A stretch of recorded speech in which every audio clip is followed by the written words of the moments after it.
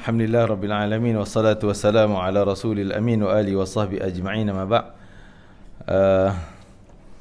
Bismillahirrahmanirrahim. Kita teruskan pengajian daripada kitab Mendidik Hati Mendekati Ilahi Al-Imam Ghazali rahimahullah ta'ala. Mudah-mudahan Allah tingkatkan darajat syurga Firdausil A'la bersama para Nabi, Siddiqin, Syuhada, Salihin untuknya dan juga untuk kita semua. Dan mudah-mudahan kita mendapat syafaat baginda Nabi SAW dan para ulama seluruhnya. Amin ya Rabbal Alamin. Kita sambung muka surat 427 ya? Iaitu yang keempat. Keempat daripada apa? Daripada barang siapa yang ingin mengenali dirinya, baginya 4 cara. Ini kita dituntut untuk cari kekurangan diri supaya kita dapat tahu dan dapat koreksi, dapat betulkan. Jadi cara kita nak kenal diri sendiri, kita kita ada kecacatan ni, kita ada kekurangan ni. Salah satunya kita ulang balik, yang pertama muka surat 425 tu perenggan dia kata, pertama, duduk di hadapan seorang syekh yang dapat melihat aib dirinya. Wali-wali Allah, mereka kadang-kadang ialah kita selalunya kita kata aku takut nak duduk depan wali tu, nanti dia cerita dia tampak aku gini. Tapi sepatutnya gitu. Kalau kita contoh sakit, kita pergi jumpa doktor ke kita lari pada doktor? Doktor nak scan, tak nak.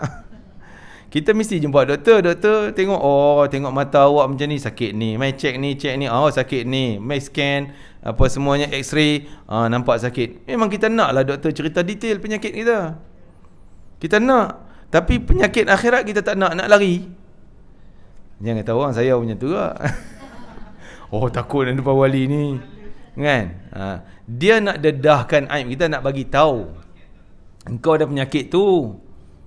Supaya kau dapat tahu, balik-baikilah, bukan nak malukan engkau, nak aibkan engkau. Dia nak cerita. Okey, itu satu. Kena ziarah wali-wali Allah, orang yang boleh nampak benda yang terhijab. Biar dia cerita apa, tapi kita lah kalau boleh, ialah dia takkan kata engkau gini-gini jahatnya, engkau pula gini-gini jahat. Dia tak cerita macam tu. Dia cakap umum gitu. Kita lah pada mak, alamak, aku lah tu. Kena kat aku. Tak apalah. Orang tak perasan kita punya. Yang tu kita nak. Yang tu kena ziarah. Jangan pula orang tegur kesilapan kita. Apa dia ni asyik nak tengok kesalah kita je. Pula marah pula kat doktor tu. Apa doktor nak beritahu saya sakit jantung? Beritahu saya sihat-sihat sudah lah. Jangan beritahu saya kencing manis. Jangan beritahu saya sakit ni. Marah doktor pula. Pergi jumpa doktor, marah doktor. Ni orang yang tak cerdik. Nak kata bodoh, dia marah pula. Kurang sikit lah, tak cerdik. Okey, yang kedua, dia kata cari teman yang boleh nasihat kita. Kawan yang baik, kawan yang ikhlas, yang ada sama-sama minat agamanya. Walaupun dia tak alim, tapi dia nak kepada jalan agama. Supaya kalau kita buat silap, dia boleh tegur, hey, kau ni jangan buat macam tu, ini tak baik, ni dosa. Boleh jadi kawan. Tak, kadang-kadang kita yang tak nak kawan orang macam tu. Apa engkau ni asyik tegur aku je. Kan, tak boleh. Kena cari kawan yang macam tu, yang boleh tegur kita punya salah. Bukan dia nak malukan kita, bukan nak hebah. Ini bukan kawan. Depan tak cakap, mana belakang dia main kutuk kita. Okey, yang ketiga, muka surat 427 tu dia kata mengetahui aib dari ucapan musuh. Musuh hantam, apalah kau jahat gini. Oh ya ke, aku ada benda tu. Jahat apanya aku ni. Kan? Jadi walaupun tuduhan tu tak betul ke, sekurang-kurangnya kita alert, kita ambil tahu, mungkin aku dah jahat kot, mungkin aku dah tak betul ni. Kan? Dia ada musuh. Yang keempat, perenggan yang terakhir muka surat 427 tu, bergaul dengan masyarakat. Setiap yang dilihatnya di tengah masyarakat, ia menuntut dan membandingkan pada diri. Dia nampak kecacatan orang tu, kesilapan orang ni. Bukan tujuan dia nak malukan, nak saja nak menyalahkan. Engkau ni tak betul ni, buat ni. Tak, ambil iktibar untuk kita. Tak aku pun ada macam dia buat tu. Tak jadi kat aku juga tu. Kan? Kita nampak orang. Nampak, ulama nampak, tapi kadang-kadang dia tak sanggup nak cakap. Tak sesuai masanya. Nak cakap kena pilih masa, keadaan yang sesuai. Sebab tu kadang-kadang ulama ni kita perasan diri sendiri. Orang kata apa? Syok sendiri. Perasan. Pasalnya lah, kita pergi ziarah ulama, ulama senyum, dia puji kita, oh baik, oh baguslah, alhamdulillah, hebatnya. Kita kata aku hebat dah. Dia nampak benda yang cacat kita, tapi mungkin waktu tu orang ramai nak tegur tak kena. Tak sesuai. Jadi dia dah datang macam tu, ramai-ramai macam ni, tak apalah, sebut je lah, baiklah, alhamdulillah. Tak nak mengaibkan. Jangan kita perasan, oh ulama iktiraf aku baik. Ulama ni perasan orang kata. Syok sendiri. Kan? Dan dia orang, bukan kita kata dia hipokrit lah, tak cerita yang sebenar. Dia nak jaga maruah kita juga. Kalau tegur depan tu, orang ramai duk dengar, malu, jatuh air muka. Benda ni wajib juga jaga air muka orang, tak mendedahkan aib orang. Tapi kalau dia datang seorang-seorang, mungkin dia dapat tegur, kau ni buat benda ni, tak boleh macam ni, tak boleh macam ni. Kan? Jadi jangan kita begitu juga. Sayyidina Aisyah radhiyallahu anha kata, orang cakap Nabi suka sangat kambing, suka sangat paha kambing tu, pegang sebatang tu kan, makan. Sampai bagaimana orang buat makanan tu untuk Nabi. Sebenarnya Aisyah kata bukan Nabi suka sangat yang tu. Kalau kita kata suka sangat yang ni, berarti yang lain tu tak apa minat. Tak minat lah, tak minat. Orang jamu pun tak nak makan, nak yang tu je. Nabi bukan macam tu. Itu antara jamuan istimewa orang menjamu tetamu. Bila Nabi datang jadi tamu, orang jamu yang paling istimewa, bagi kambing, paha kambing, paha kambing, paha kambing.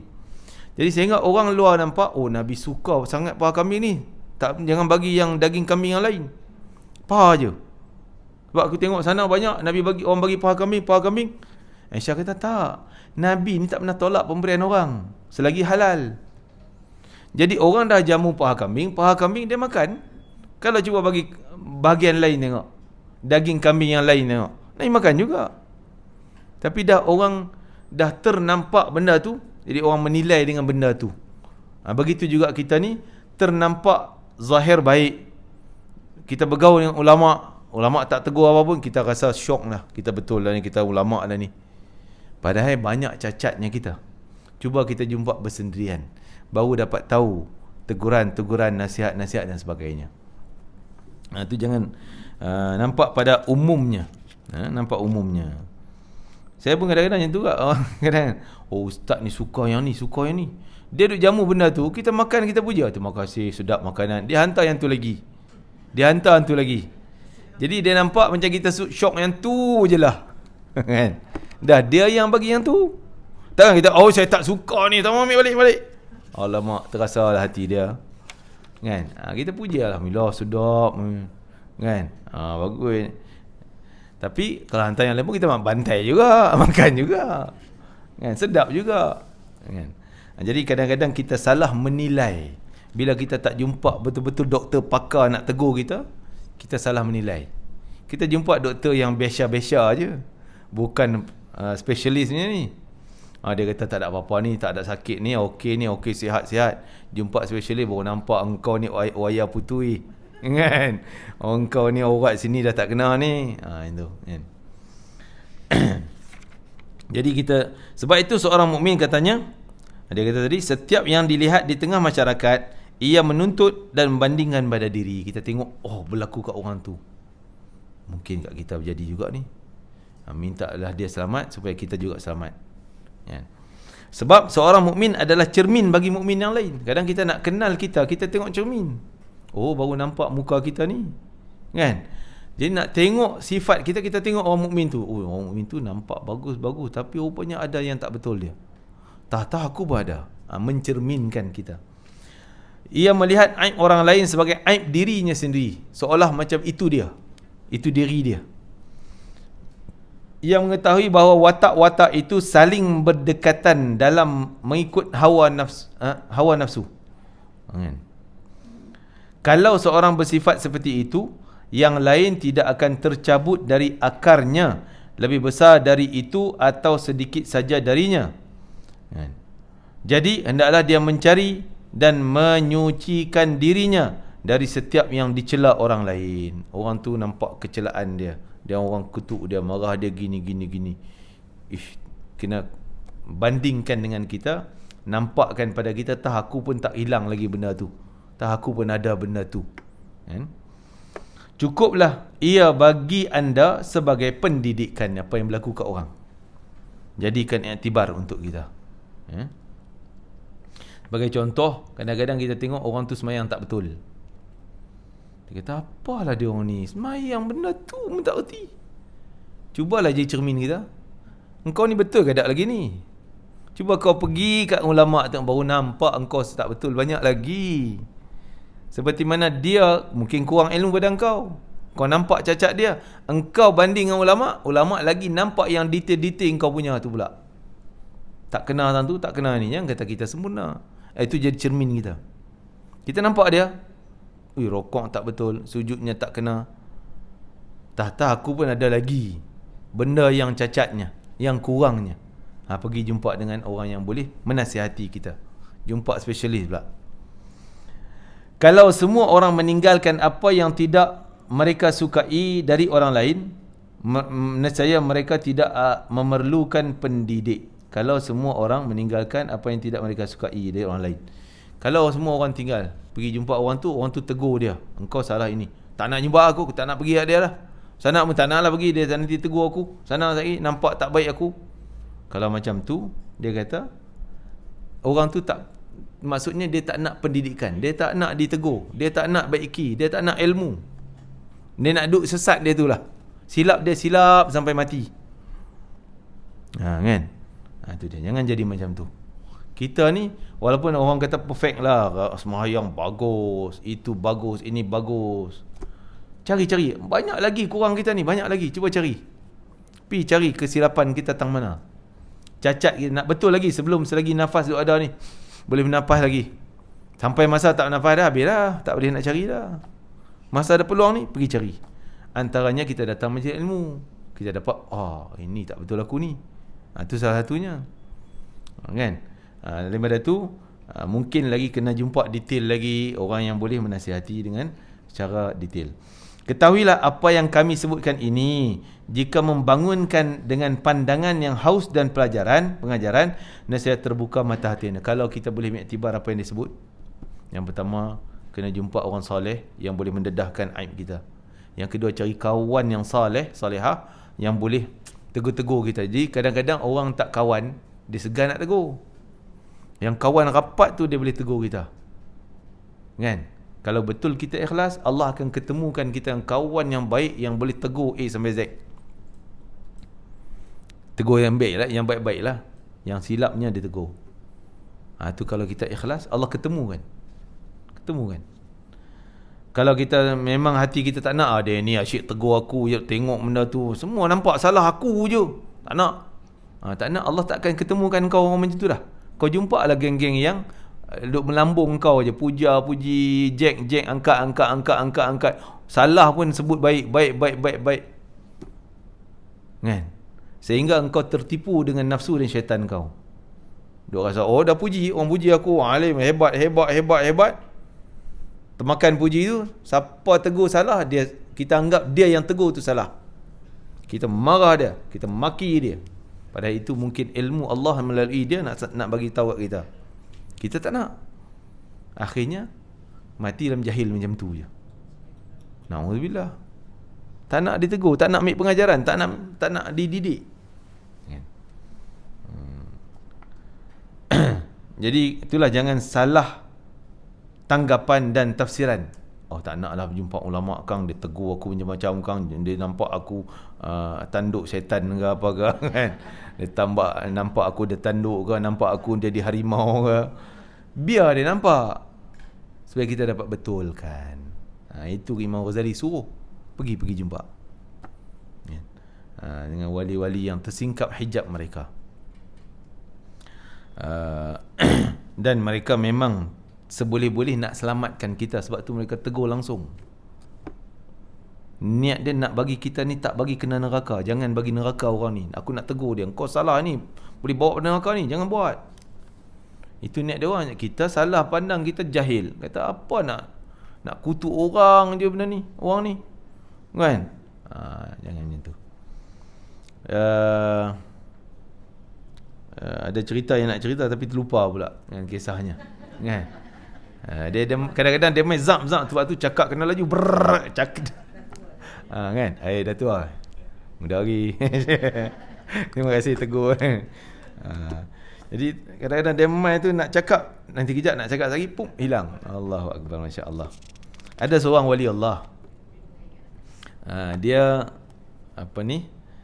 satu ketika orang salah faham tentang dia ni. Dia suka satu ketika dia round di kedai-kedai orang. Kedai ni di Indonesia ni, di Malang. Seorang wali Allah Indonesia. Dekat dengan gunung yang meletus tu kan. Jadi dia round, dia minta duit, minta berapa ringgit lah, kalau nilai ringgitnya mungkin 100 ke 10 ke dan sebagainya, minta. Orang bagi. Bila bagi, dia masuk poket dia, orang fitnah.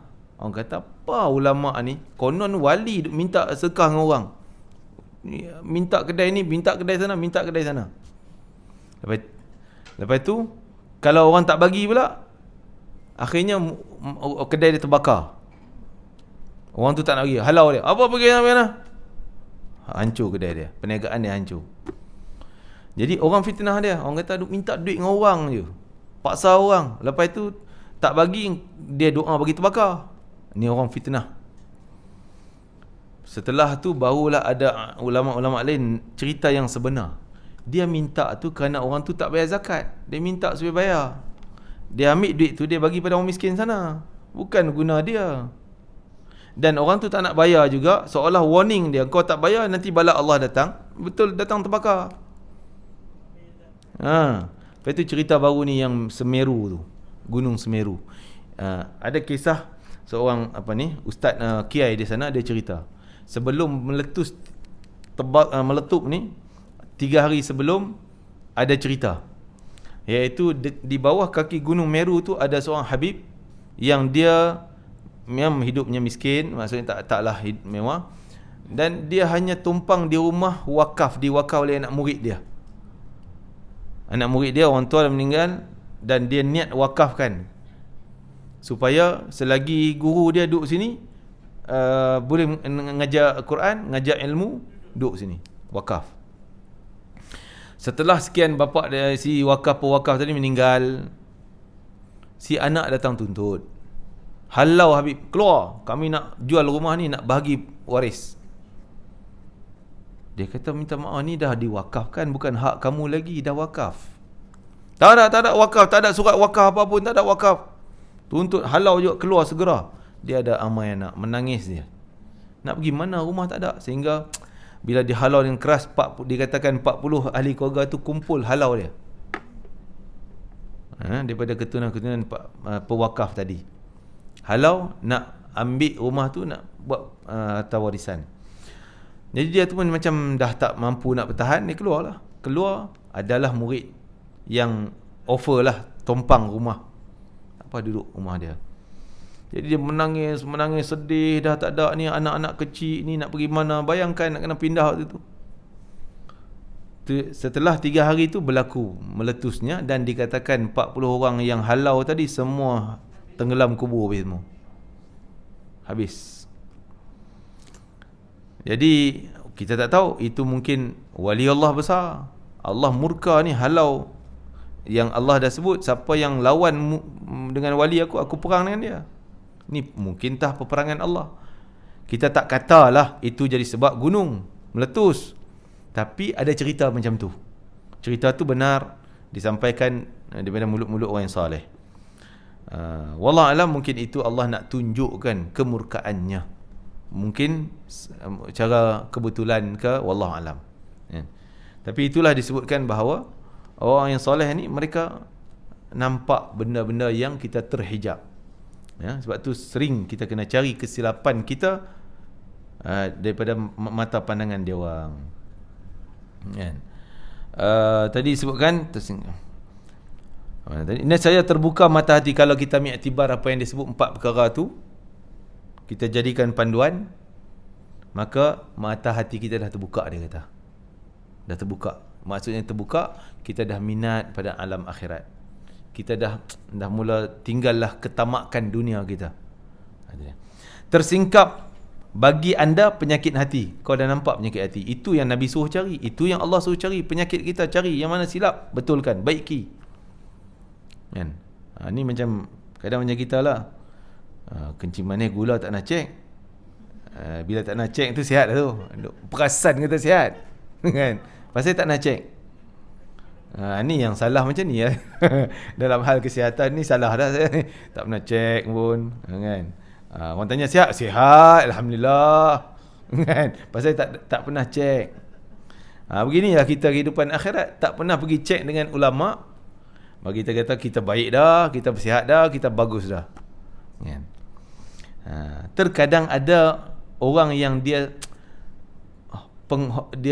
terlalu hormat kita, dia nampak tapi tak segan nak tegur.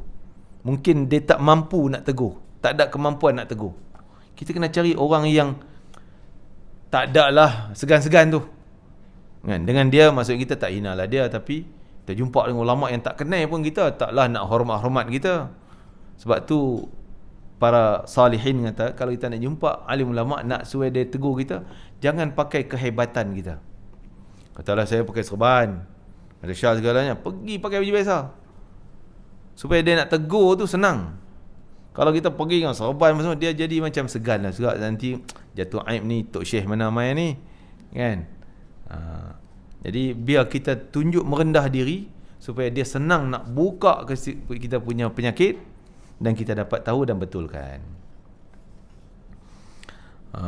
Ni kadang-kadang ada orang pergi jumpa orang salihin, dia cerita tentang hebat dia. Oh, saya adalah sekian-sekian, saya buat benda ni, saya buat benda ni, saya hebat benda ni, saya hebat benda ni. Cerita. Jadi ulama ni pun nak jaga maruah dia juga, nak tegur. Satgi dia tahu orang ni tak boleh terima teguran sebab salah.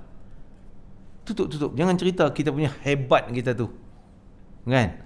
Biar nampak saya ni menuntut nak datang belajar, nak ambil ilmu daripada tuan guru. Masya-Allah. Kan? Tu saya ada satu masa saya di Kuching, ziarah seorang saleh. Kalau ada orang Kuching sini mungkin kenal kot. Nama Ustaz Mat Trang. M-A-T, terang lah. Terang cahaya terang. Tapi namanya T-R-A-N-G.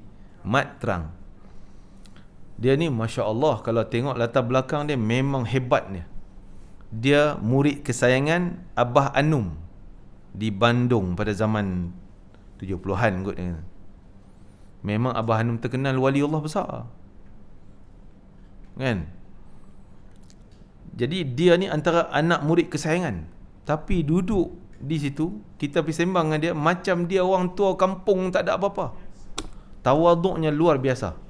Yang saya geramnya, tak marah lagi, tapi dia orang ambil berdata. Saya pergi cerita kat Ustaz Mat Terang. Oh, ni imam ni pernah pengalaman sekian, ni sekian. Allah, buat apa kau cerita benda tu? Jadi dia berlapik-lapik pula nak cakap kita. Tak nak lah. Kita nak biar dia terus terang apa yang tak kena kita ni. Dia nampak. Dia tak cerita ilmu tinggi-tinggi dia. Lepas tu orang yang bawa saya tu, saya adalah cara saya, kemampuan saya sekadar tu saya korek. Bah kalau ni tuan guru kalau macam ni. Sampai baru dia buka cerita pengalaman dia dengan wali-wali. Sampai orang yang bawa tu kata, "Ish, tak pernah Ustaz Mat Terang ni duk cerita benda-benda macam ni." Jadi sebab tu kata, jangan cerita latar belakang kita hebat-hebat depan dia. Dia ada benda diselindung nanti. Baik kita pergi ni sekadar saya ni murid untuk nak ambil barakah, nak cari ilmu, nak minta teguran, nasihat. Para sahabat begitu. Mereka menghadap Nabi minta, "Ya Rasulullah, ausini. Tolong bagi nasihat kat aku." Dan begitu Imam Haddad tegur murid-murid dia. Murid dia nak pergi ziarah seorang guru besar, Imam Umar bin Abdul Rahman Attas, yang buat ratib Attas, min awliyaillah salihin, kutub pada zaman tersebut. Imam Haddad antara murid pada Imam Umar bin Abdul Rahman Attas. Jadi anak murid Imam Haddad ni nak pergi ziarah lah Tok Guru masih ada. Dia kata pergi Imam Umar bin Abdul Rahman Attas tanya soalan, apa hukum ni. Jadi soalan tu simple. Kira budak sekolah rendah pun boleh jawab lah kira soalan tu. Apa hukum semayang, apa hukum gini. Simple. Dia orang jawab, hukumnya demikian, begini, demikian. Habis selesai balik. Imam Haddad tanya, Balik jumpa Imam Haddad tanya, kamu pergi jumpa ziarah apa dia bagi ilmu? Dia tak cakap apa, cuma dia tanya kami soalan apa? Soalan sekian-sekian mudah, kami pun jawab. Ini kesalahan kau. Tunjukkan. Jangan jawab. Ulama besar, dia tanya soalan simple, bukan dia nak tahu jawapan. Dia ada jawapan, cuma ada benda yang tersirat, benda yang halus-halus, kan? Yang dia nak korek lagi, nak bongkar lagi. Jadi bila kau jawab, jadi terhalang jawapan dia. Dengar jawapan kau lah pula. Kan? Satu ketika Nabi SAW tanya, apa hukum zina? Semua orang tahu hukum zina. Sahabat semua tahu zina haram. Tapi para sahabat kata Allah wa Rasul alam.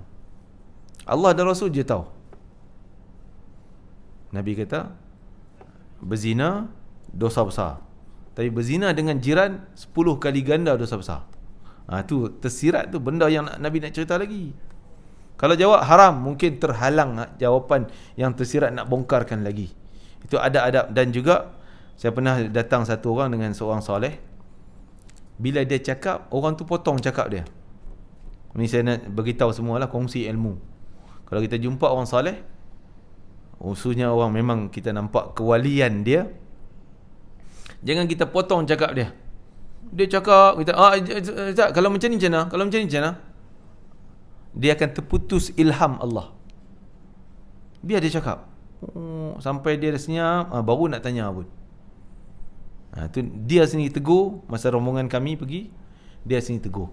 Dia kata, ada orang time wali Allah cakap, dia pergi tanya soalan, menyebabkan ilham Allah, ilmu tersirat nak terbongkar keluar dah, tak jadi keluar. Jadi kalau boleh, jangan potong, biar cakap sampai habis, selesai baru tanya soalan dan sebagainya. Kalau kita pergi ziarah gitu juga, kan? Saya tak, jangan pula ziarah ustaz ni, tunggu dia ustaz cakap. Kita tak wali, kita wali nikah je.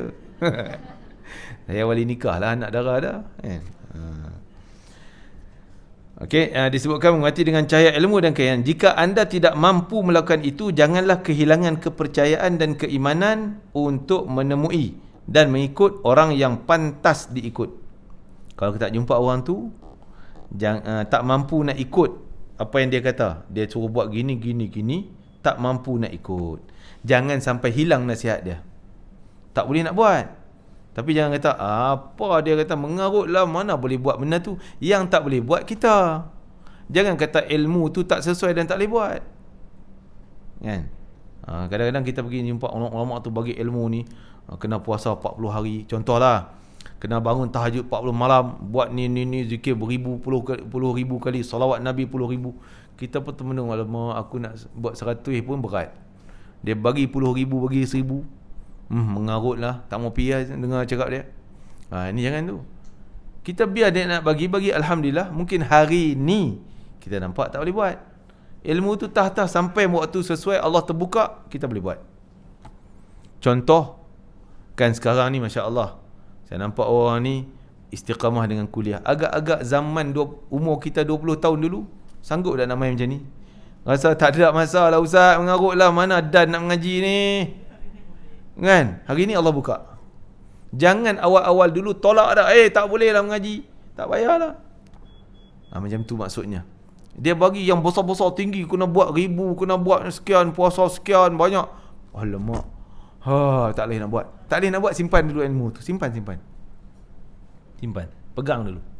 Tah depan ni kita ada kelapangan, kita ada kekuatan iman, kita ada keberkatan waktu, boleh buat. Ataupun sekurangnya kita sampaikan pada orang ilmu tu jalan melalui kita. Sampai ke dia. Kita tak boleh, tapi pi ke anak dia boleh buat, pi ke cucu dia boleh buat. Itu Jadi kadang-kadang ada orang kata, ustaz tak payahlah bagi ijazah. Ada satu tempat saya kira saya nak ijazahkan ilmu ni, zikir ni. Ustaz banyak dah, kami penat dah, banyak dah, tak larat nak cantik dah, tak payahlah bagi. Penat dah. Banyak dah ustaz tu main ijazah, ustaz ni main ijazah, bagi zikir ni, penat dah. Ya ke? Tak apalah, senyap malah kita, kan? Jadi rugi. Kalau dia cantik, dia simpan, Dia tak dapat catatan tu, pergi ke anak cucu dah jadi ulama ke apa ke, ambil, oh ni nenek ku ngaji dulu ni, oh daripada syekh ni dapat ilmu ke dia.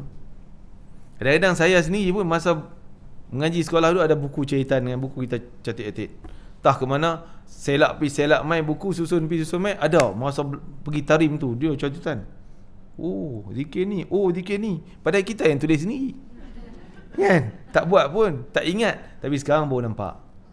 Jadi biar ilmu tu kita dapat. Dan dia kata kalau kau tak mampu buat, jangan tak pergi langsung, jangan tak nak dengar langsung, jangan tak terima langsung.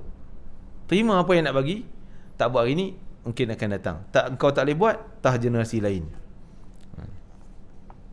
Jika anda tidak mampu melakukan itu, jangan kehilangan kepercayaan keimanan. Jangan tak percaya, jangan untuk menemui dan mengikut orang yang pantas diikuti. Sebab keimanan itu memiliki tahap. Mungkin kita tahap tangga anak sekolah rendah baru bagi 1,000 nak boleh buat. Kan? Mana tahu sampai ke tahap kita dapat tingkatan sampai tinggi, baru kita boleh buat. Sebagaimana ilmu juga memiliki tahap-tahap. Hari ni kita tak faham. Pernah tok guru saya, Syekh Abdul Rahman Al-Jarumi, Syekh Tajuddin bin Abdul Rahman Jarumi, masa saya belajar sekolah di sekolah menengah lah, sekolah agama Arab. Orang Kedah tahu lah kot, sekolah Meleleh. Nama Meleleh je lah dah. Kampung tu Meleleh, M-E-L-E-L-E. Tak tahu lah bunyi Siam ke apa, tak tahu lah. Jalan Kok Diang pula tu. Kan?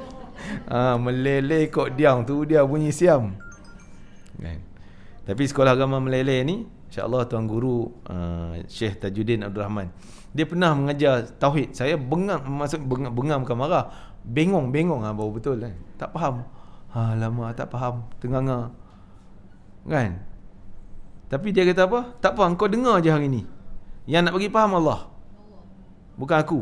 Aku bagi ilmu, kau tak faham hari ni, mungkin Allah buka faham engkau nanti akan datang. Dia cerita apa? Waktu tu tak faham. Dia kata satu dengan Esa ni lain. Kita duk kata Allah satu, Allah Maha Esa. Dia kata ada sikit beza antara satu dengan Esa. Tercengang kita. Masa tu sekolah menengah kan. Dia kata satu ni, dia pegang pen macam mana ni. Ni satu. Sekarang ni satu. Kalau saya pump dah jadi apa? Dua. Pump lagi jadi 4. Jadi berapa? Esa tak? Esa takkan boleh pecah jadi 2, jadi 3. Satu. Masa tu pengang lah. Macam mana? Tak faham. Tak faham. Kan? Jadi Allah buka kemudiannya pemahaman tersebut. Jadi sebab tu orang yang datang menjadi ilmu macam Haji Salwa sebut tadi, orang dengar di luar dengan ni, keberkatan dia lain, fadilatnya lain. Datang sini tercengang, tak faham pun. Ngantuk je ustaz cerita macam mana ni. Ngantuk je, tak faham. Kan? Dapat faedah. Faedah lain daripada ilmu lagi banyak. Kita datang menjadi ilmu bukan semata-mata nak faham, bukan semata-mata nak dapat ilmu amal. Itu satu tujuan. Ada lagi tujuan yang lain, tujuan keampunan Allah kita dapat, rahmat Allah dapat, janji syurga Allah dapat, jauh neraka dapat. Kan? Dapat pula kita dapat pengiktirafan cinta ilmu, cinta Allah Rasul. Banyak faedah lain. Kan? Bukan semata ni tak faham, malah aku nak begitu, ustaz tak faham pun. Majlis ilmu, majlis yang baik, Allah cinta, Allah sayang. Dalam hadis Nabi Qudsi, wajibat mahabbati, wajib dapat cinta aku orang yang duduk dalam majlis kerana aku. Duduk dalam majlis kerana aku. Kalau dengar ilmu di luar, dia tak duduk dalam majlis, tapi dia dengar ilmu. Dia dapat faedah ilmunya, tapi tak dapatlah faedah duduk majlis. Dapat rahmat Allah turun, keampunan Allah dalam majlis ilmu. Tak sama. Jadi kita kadang-kadang tak faham. Jadi satu ketika bekas mufti Mesir, pada zaman tu dia mufti, dia datang sini, Dr. Ali Jumaah, sekarang masih hidup. Dia datang, ada seorang budak, ada seorang lah bagi anak kecil suruh baca doa. Dia kata aku ijazahkan ilmu aku pada dia. Budak ni, budak baby ni. Kita pun tanya, ada faedah ke Syekh bagi ilmu baby, mana tahu apa ilmu agama. Dia kata aku dulu macam tu. Ayahku bawa pergi jumpa ulama mana, ulama kata aku ijazahkan ilmu pada budak ni. Aku tengah budak, tengah nakal lagi. Tapi dah dikira sambung sanad dia. Kalau dia besar nanti, dia ada sanad kepada syekh tu. Sanad tu dah ada. Cuma ilmu tu masih dibungkus. Contohnya dibungkus, tak terbuka lagi. Sampai masa terbuka, pum, lekat. Masya Allah. Jadi itu untung hadir dengan para ulama walaupun kita tak faham.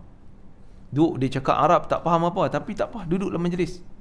Dapat mahabbati tadi ni. Berkatnya apa segala banyak benda yang kita dapat. Tu dia kata tahap ilmu akan berubah, akan berbuah setelah ada iman. Waktu kita dapat ilmu tu, kita mungkin iman tak mantap, macam ada buah tak masak lagi lah. Jangan tak ambil lah. Simpan sampai masa ni masak boleh makan. Peram masak. Okey lah. Hari tu tak boleh makan lagi. Yang kata apa bagi buah tak boleh makan. Kan? Itulah dia kata. Ilmu tu akan berbuah-buah macam pokok. Setelah ada iman, pokok tak ada tanah, ada benih je. Kita beli benih dalam uncang tu kan, benih cili apa. Tak tumbuh cili dalam pasir. Kan? Kena ada tanah, tanam baru naik buah. Sekarang kau tak ada tanah, ambil dulu benih tu, simpan. Cari tanah tak mana, tanam, keluar buah. Kan? Macam tu dia kata ilmu. Ambil dulu. Tak faham, ambil, simpan dalam pasir. Simpan. Sampai masa ada tanah apa semua, baru faham. Baru dapat amal. Macam tu. Ilmu ada di balik keimanan. Allah SWT sebut, yarfa'illahu alladhina amanu minkum walladhina utul ilma darajat. Allah akan mengangkat orang-orang yang beriman di antara kamu dan orang yang diberi ilmu pengetahuan beberapa darjat. Darjat maksud darjat tingkatan yang paling tinggi. Darjat yang paling kemuncak adalah darjat mahmudah, wasilah. Kita doa Nabi tu, maqaman mahmudan alladhi wa'adtah. Itu dalam doa azan kan. Nabi kata siapa doa yang tu, aku pasti bagi syafaat kat dia. Sebab apa? Kita seolah Nabi macam-macam berterima kasih pada kita kerana tolong doa minta pada Allah, bagi kepada Nabi ni wasilah. Tempat paling hebat, tak ada lagi yang paling tinggi dah. Kita tolong minta pada Allah supaya bagi kat Nabi kami, bagi kat Muhammad. Nabi Muhammad SAW. Takkan Nabi tak tolong kita? Nabi orang yang balas kebaikan, orang yang buat baik pada dia. Pasti Nabi bagi syafaat. Engkau, terima kasihlah engkau tolong doa aku, walaupun doa kita tak makbul ke tidak, tapi tetap Nabi janji engkau doa yang tu aku bagi. Barang siapa yang percaya bahawa mengingkari syahwat adalah jalan menuju Allah, ingkar lawan nafsu, dan tidak melihat sebab dan rahsianya. Tidak melihat sebab. Jangan kata, saya, contoh kita boleh semayang ni sebab saya belajar dengan ustaz tu, sebab saya belajar, sebab saya rajin, sebab saya ni. Jangan tengok sebab tu. Sebab alhamdulillah Allah yang dorong saya, Allah yang bagi saya dapat belajar, saya dapat ilmu, dapat solat, Allah yang bagi saya boleh tahajud. Kan? Bukan kerana benda tu, tapi itu jadi asbab dorong jalan Allah je. Allah nak bagi kat kita.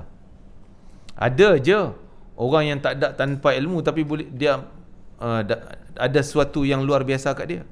Ada wali-wali Allah yang tak nampak asas ilmu agama dia. Ada, kan?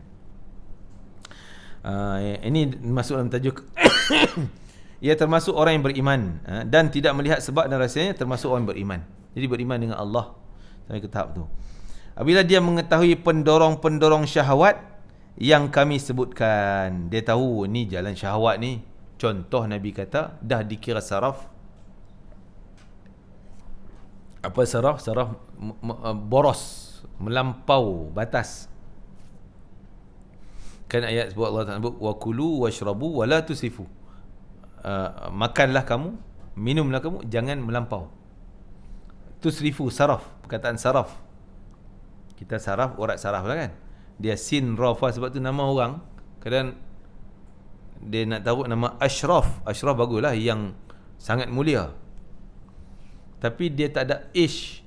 Jadi asraf. Asraf ni mana yang sangat melampau. Dia saraf, melampau. Syaraf, mulia. titik shin tu. Ada shin, makna mulia. Tak ada titik 3 tu, tak jadi shin, jadi sin, melampau. Wala tusrifu. Jangan melampau. Kata Nabi SAW, dah dikira israf, melampau, boros, mubazir, kalau dia nak, dia dapat makan apa je yang dia nak. Kata Abdullah bin Abbas, Nabi sebut macam tu. Dia teringin yang tu, makan. Teringin, makan. Teringin, makan. Teringin, ambil. Teringin, ambil. Teringin, ikut teringin. Teringin tu nafsu. Nafsu tu. Kan, tak nampak, yalah halal Ustaz. Yalah benda halal. Nafsu mula-mula ajak kita buat benda halal, tapi lagi. Rasa tak puas dengan halal, kau tak puas dengan halal, try yang ni, yang haram pula. Sampai macam tu tahap dia tu. Jadi Nabi kata, dah dikira dia saraf, dah kira melampau, walaupun tak dikira buat benda haram. Haram masuk makan benda haram. Walaupun dia ambil benda halal, tapi dia teringin semua. Apa yang teringin semua nak. Apa yang teringin semua nak. Kita boleh-boleh lawan sikit nafsu kita. Teringin nak ambil ni, tak payahlah, dah lah, cukup dah. Teringin, dah cukup dah. Lawan sikit. Ini sebenarnya saya tegur diri saya, bukan tegur orang lain. Tegur saya sendiri. Kita, perut penuh dah. Kena nasi kambing apa semua kan, sedap dah. Dia bawa mai pula, buah apa sedap ni, apa segala sedap ni. Tak apa, sikit je. Sikit pun 2 kali cekak. Ini pula sedap lagi. Ni pula. Semua teringin nak ambil semua. Ini dah kira engkau dah kena tarik hidung saraf engkau dengan nafsu syahwat. Lagi tak cukup. Lagi perbang ke benda yang haram pula. Itu dia kata kena ingkar syahwat ni. Kalau tak ingkar, barang siapa yang percaya bahawa ingkar syahwat itu jalan menuju Allah, tekan syahwat dan tidak melihat sebab, dan rasanya termasuk golongan orang beriman. Apabila dia mengetahui pendorong-pendorong syahwat yang kami sebutkan tadi, dia termasuk orang-orang yang diberi ilmu. Kepada masing-masing Allah memberikan kebaikan. Ada yang kenal Allah melalui ilmu. Ada yang kenal Allah melalui campak iman. Dia tak ada ilmu, tapi keyakinannya tinggi. Kan? Mungkin ada pengalamannya. Mungkin ada dengan berkat doa wali. Nabi pernah doa orang yang minta izin nak berzina tu. Dia kata, ya Rasulullah, tolong halalkan untuk aku zina. Aku tak boleh tahan. Halalkan zina. Nabi panggil dia datang. Nabi kata, mau tak kalau orang berzina dengan mak engkau? Tak boleh, mana boleh, aku lawan dia. Macam tu juga kalau kau zina dengan orang, entah mak orang. Mau tak kalau kau orang berzina dengan anak engkau? Tak boleh. Begitu juga mungkin anak orang. Mau tak berzina dengan adik? Tak boleh. Akhirnya baru dia sedar dia silap. Nabi pegang dadanya. Riwayat tersebut kadang orang tak cerita ni. Nabi pegang dadanya, doakan. Sejak tu dia kata, aku dah jadi benci pada apa yang ku minat sebelum tu. Satu ketika yang lain, Nabi tengah tawaf, ada orang pegang pisau nak bunuh Nabi, sembunyi dalam jubah ni. Datang dia, Nabi jalan macam tu, belakang dia di belakang Nabi, dia panggil dekat-dekat nak cantas lah. Nabi berhenti, pusing pada dia, senyum. Dia pun dah tak sampai pedang lagi, jadi dia stop, dia sembunyi lagi. Sampai dekat, Nabi terus datang pada dia, pegang dada dia. Tak tangan ke dada dia, ke jantung ni. Terus pedang dia, pelang jatuh. Pedang jatuh, terus cinta pada Nabi, beriman. Tanpa ilmu, terus Allah campak iman, cinta. Begitu banyak kes-kes Nabi SAW yang cinta kepada Nabi, iman pada Nabi, kadang-kadang bukan melalui proses ilmu. Tu Allah campak. Jadi kedua-duanya baik, kata imam pengarang kita ni. Dua-duanya baik. Mungkin kebaikan yang Allah nak bagi kita melalui ilmu. Mungkin kebaikan Allah nak bagi pada satu orang, dia tak ada proses belajar, tapi dengan kesedaran terus Allah bagi pada dia. Kan? Apapun kena dipantau oleh para alim ulama. Kan? Allah SWT bersebut, wa nahan nafsa an perkara yang menurut keimanan hendaklah terhadap masalah ini dalam Al-Quran, sunnah, ucapan para ulama lebih banyak daripada apa yang disebutkan. Wallahu ta'ala alam. Sikitnya semuka kita baca. Berhentilah kat situ. Ala kulli hal, masih lagi terhadap menekan nafsu kita supaya kita berjaya dalam menjalani menuju kepada Allah Azza wa Jalla. Amin ya rabbal alamin.